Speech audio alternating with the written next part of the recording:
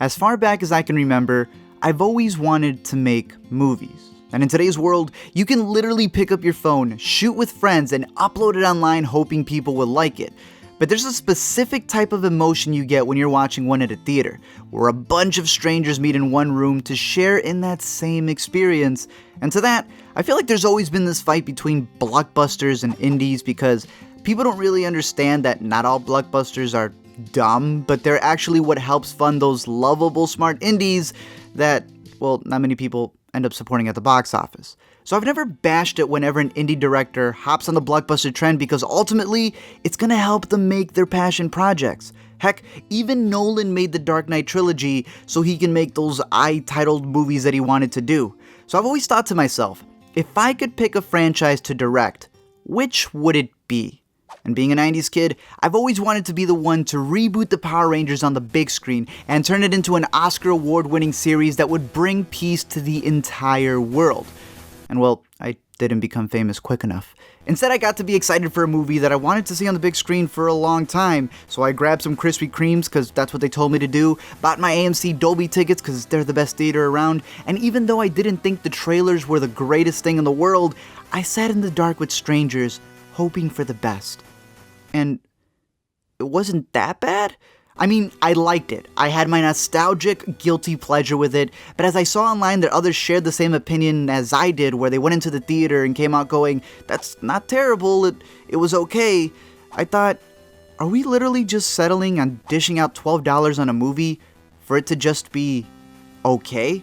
I know we all have different opinions, and I know that movies don't mean as much to others as they do to some, because to some, the theater is just a place to go to pass time. There are people who literally pay for the big screen just so they can be stuck on their small screen. But there are others who think that if 400 plus people worked on this thing, could it have been better?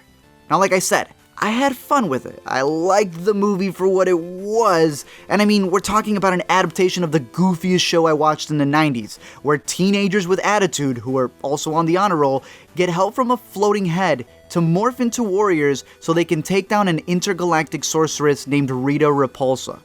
It's dumb. I'm a fan and I know it's dumb. So when they try to make it more serious, I kinda get iffy with it. You see, Nolan made a man in a batsuit serious, but that worked because he legit stripped out all of the campiness and omitted half of the villains that wouldn't make sense.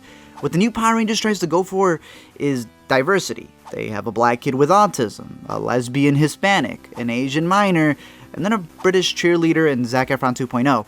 And that's all cool, but when they get to the actual filmmaking side of it, because it is a movie, that's where the flaws start to show.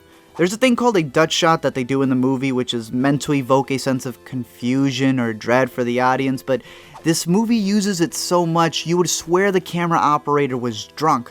There are elements in the story where the kids can miraculously rapture to safety from one crash, but then they're like completely screwed the next time they're in trouble. There are things that may not bother some people, but to others it may be the reason that they don't watch these types of movies.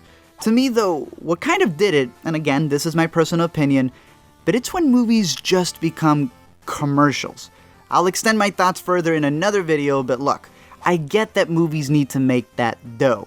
But when you legit have lines in the movie telling people to find the Krispy Kremes, and where the main intergalactic villain takes the time to enter an establishment, pose to eat a donut while she listens to Beyonce, bruh. The last third is then campy fun for fans who want to see the cameos of past Power Rangers, and they get a cliffhanger credit scene to satisfy them, but I've always figured that when you like something, you would also want others who aren't fans of it to enjoy it. I just wish they gave them more of a reason to. So maybe this one gets a pass, but with the rumor being that they want to continue with like 5 more of these, I don't know how that's gonna hold up. Because let's not forget that Lionsgate also ruined another franchise so badly that they're thinking of releasing the final movie on TV. So unless they cast a really, really cool dude to play Tommy for the sequels, I don't know if the next few will be as mighty.